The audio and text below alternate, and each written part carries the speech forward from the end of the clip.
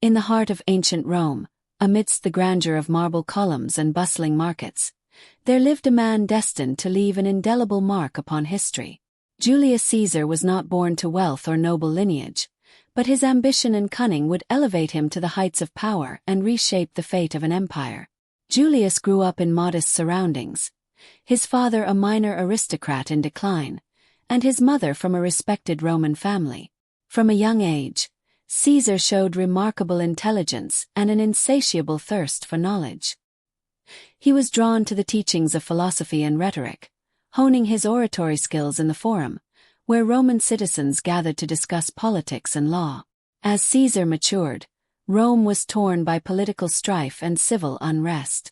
The Republic, once a beacon of democracy, was crumbling under the weight of corruption and greed.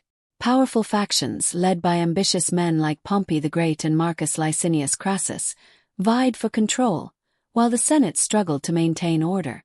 It was in this turbulent atmosphere that Caesar began his ascent. He rose through the ranks of Roman politics, forging alliances and making strategic marriages to secure his position. His military prowess was unmatched, earning him respect and loyalty from soldiers and citizens alike. In Gaul, he achieved legendary status as a general, expanding Rome's borders and bringing wealth and glory to the Republic. But Caesar's ambition knew no bounds. He saw himself as a reformer, a visionary who could restore stability and prosperity to Rome. His enemies in the Senate, however, viewed him with suspicion and fear. They saw his growing power as a threat to the traditional balance of power and conspired to thwart his ambitions. The turning point came when Caesar crossed the Rubicon, a small river marking the boundary between Gaul and Italy. With his legion at his back, he defied the Senate's orders and marched on Rome, declaring himself dictator for life. The city fell swiftly to his forces, and his enemies were either vanquished or forced into exile. As dictator, Caesar enacted a series of sweeping reforms aimed at strengthening the Roman state. He granted citizenship to non-Roman Italians, reformed the calendar, and launched ambitious public works projects to alleviate poverty and unemployment. His military campaigns continued unabated, as he sought to extend Roman influence to the farthest corners of the known world. But Caesar's rise to power was not without controversy. His authoritarian rule and disregard for the Senate's authority alienated many of Rome's elite.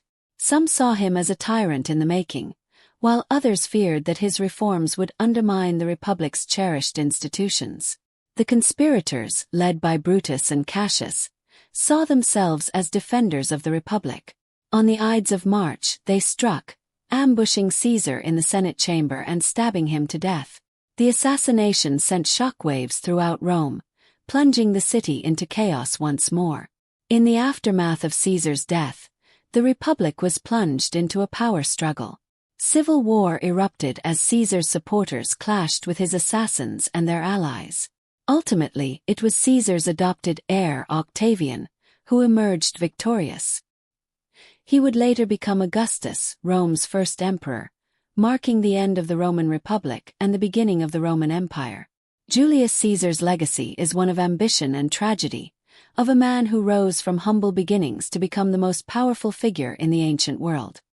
His life and death continue to fascinate historians and scholars, offering lessons in leadership, ambition, and the fragility of political power.